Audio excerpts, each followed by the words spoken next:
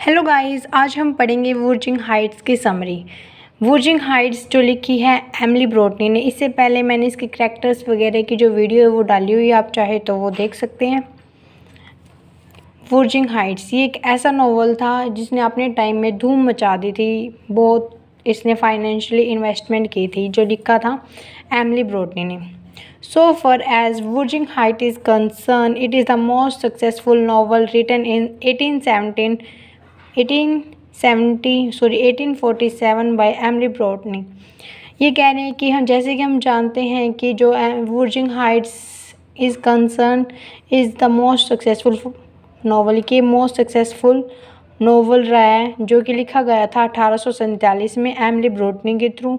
Victorian age में लिखा गया था ये, ठीक है। Several modern critics compare Emily Bronte with Jane Austen। कुछ जो बहुत सारे क्रिटिक्स हैं वो कंपेयर करते हैं एमिली ब्रोटनी को जैन ऑस्टन के साथ। Because just as Austen wrote her which are based on human society. जैसे कि जो ये ऑस्टन थे ना, वो रोट लिखते थे ह्यूमन सोसाइटी के ऊपर, ह्यूमन एनवायरनमेंट के ऊपर एंड ह्यूमन सिचुएशंस के ऊपर। तो Emily Bronte belong to the Victorian age. जो एमिली ब्रोटनी थी वो विक्टोरियन एज से बिलोंग करती थी। Mister Lockwood rents Thrushcross Grange and here Lockwood meet his landlord Heathcliff who lives in the Wuthering Heights. ये कह रहे हैं कि जो मिस्टर लॉकवुड है वो रेंटेड पे रहते थे थ्रस क्रॉस रेंज पे, and here Lockwood meets his landlord. और यहाँ पे जो लॉकवुड है वो अपने लैंडलॉर्ड से मिलते हैं हैथक्लिफ से, हु लिव्स इन वुर्जिंग हाइट्स। जो कहाँ पे रहते थे? वुर्जिंग हाइट्स पे रहते थे। Once when Lockwood visiting Wuthering Heights he see the ghost of Catherine. जैसे कि लॉकवुड था जो किराएदार था, वो ना अपने जो लैंडलॉर्ड थे वुर्जिंग हाइट्स उसके वहाँ पे जाते हैं वुर्जिंग हाइट्स पे, तो वो वहाँ पे किसका घोस्ट देखते हैं? कैथरीन का। आफ्टर दिस इंसिडेंट, इस इंसिडेंट के बाद Lockwood ask to the housekeeper. तो जो लॉकवुड है वो हाउसकीपर से पूछते हैं जिसका नाम है Nelly Dean, to tell him about Heathcliff, कि वो हैथक्लिफ के बारे में बताए and Wuthering story to Lockwood, और बताए कि वुर्जिंग हाइट्स की क्या स्टोरी है। लॉकवुड कहता है she start the story with Earnshaw the owner of the Wuthering Heights. तो जो नेली है वो स्टार्ट करती है स्टोरी अर्न शाह फैमिली से, जो कि ऑनर था किसका? वुर्जिंग हाइट्स का। हु हैज़ नाउ चिल्ड्रन, जिसके 2 चिल्ड्रन थे। हु हैज़ 2 चिल्ड्रन, जिसके 2 चिल्ड्रन थे, हेनली और Catherine. Earnshaw has adopt a third हैथक्लिफ।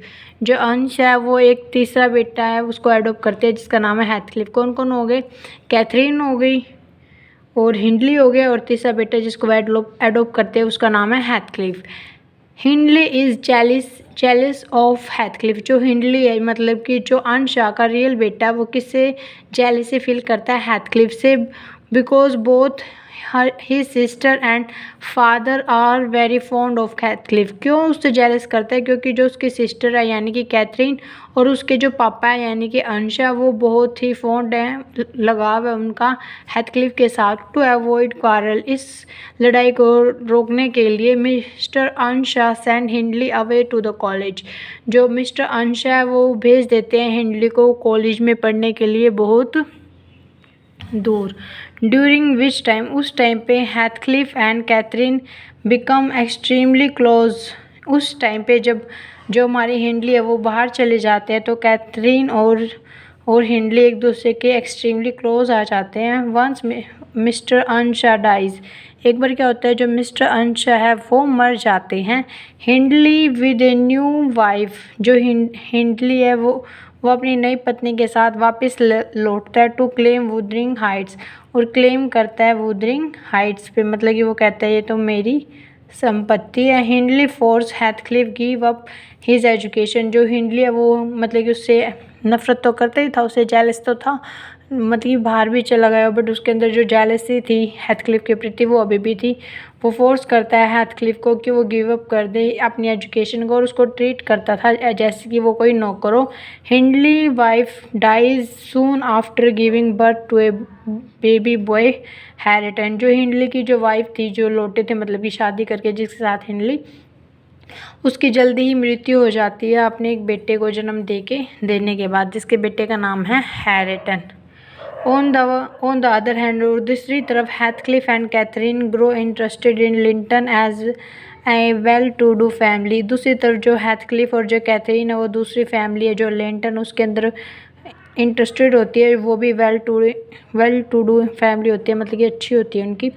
Who lives at Thrushcross Grange, जो कि थर्स क्रॉस रेंज के ऊपर रहते हैं। द लिंटन हैव 2 चिल्ड्रन, जो लिंटन है उसके 2 बच्चे हैं, एडगर और Isabella. Who seem very cultured and refined and very close to Wuthering Heights, जो कि मतलब कि बहुत ही कल्चर्ड है, रिफाइंड यानी कि शुद्ध हैं, and very close to Wuthering Heights, और वो वर्जिंग हाइट्स के बहुत ज़्यादा क्लोज है। वंस एडगर फेल इल, एक बार क्या होता है, जो एडगर है मतलब कि जो लिंटन फैमिली का जो बेटा है वो क्या बीमार पड़ जाता है। So Catherine lives 5 week along with Edgar, तो जो कैथरीन है हमारी वो जाती है किसके पास, एडगर के साथ रहती है वहाँ पे 5 वीक्स के लिए, and become very close to him, और उसको बहुत क्लोज आ जाती है। But Catherine like Heathcliff, but जो कैथरीन है वो लाइक करती है हेथक्लिफ को। सो सी टेल्स नेली हर मेड, जो वो नेली है जो स्टोरी सुना रही है उसको बताती है कि that she can't marry Heathcliff, कि वो हेथक्लिफ के साथ शादी नहीं कर सकती, because how Hindley has degraded him, कि कैसे जो हिंडली है उसको डिग्रेड करता रहता है। हेथक्लिफ ओवर हियर, जो हेथक्लिफ है वो इन दोनों की बातों को सुन लेता है।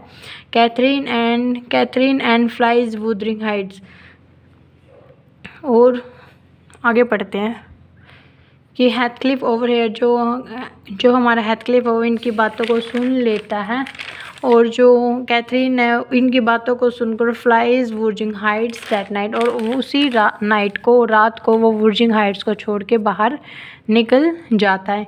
इन हेथक्लिफ एब्सेंस, हेथक्लिफ की अब्सेंस में जब कैथरीन मैरीज एडगर, जो हमारी कैथरीन है वो एडगर के साथ शादी कर लेती है, and move Thrushcross Grange, और थर्स क्रॉस रेंज की तरफ मूव कर जाती है।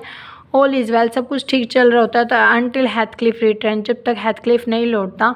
ही come back with grand wealth, वो लौटता है हेथक्लिफ अपनी ग्रैंड वेल्थ के साथ, अच्छा पैसा शोहरत कमा के। Hindley who has become a glamour, जो हिंडली है वो जुआ वगैरह खेल के शराबों में वो एक ग्लैमर बन चुका होता है, मतलब कि पूरा नष्ट हो चुका होता है, उसके पास कुछ नहीं रहता, वो जवारी बन चुका होता है। वेलकम हेथक्लिफ, वो वेलकम करता है हेथक्लिफ का अपने घर में।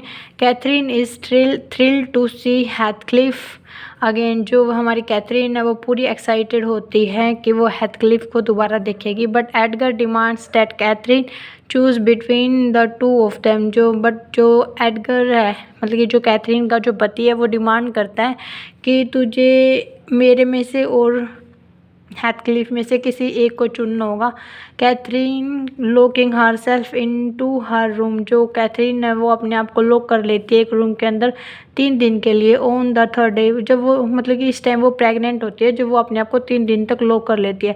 ऑन द 3rd डे, और तीसरे दिन she is frenzied and delusional and believe herself near death, और तीसरे दिन वो क्या हो जाती है, पूरी पागल सी हो जाती है, और उसको इल्यूजन आने शुरू हो जाते हैं कि वो ऐसा विश्वास करने लग जाती है कि वो डेथ के नियर है। That's same night Heathcliff elopes with Isabella, तो उसी नाइट को जो हेथक्लिफ है वो इसाबेला के साथ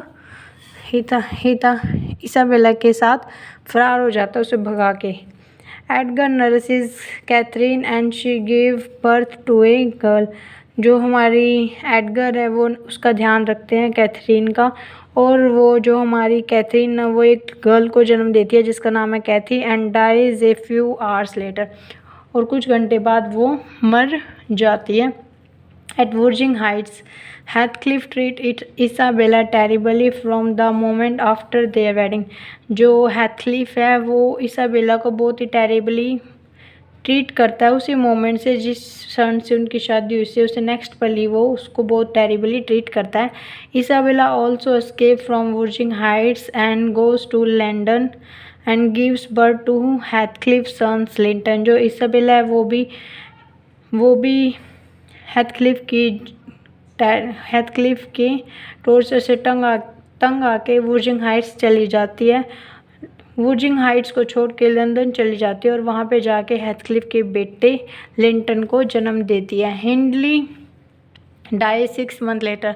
6 महीने बाद जो हिंडली है वो भी, मतलब कि हैरिटन का पापा, वो भी मारा जाता है। सो डीपली इन डेप्थ, क्योंकि वो बहुत बुरी तरह किराए उसमें कर्ज के अंदर आ जाता है हेथक्लिफ के।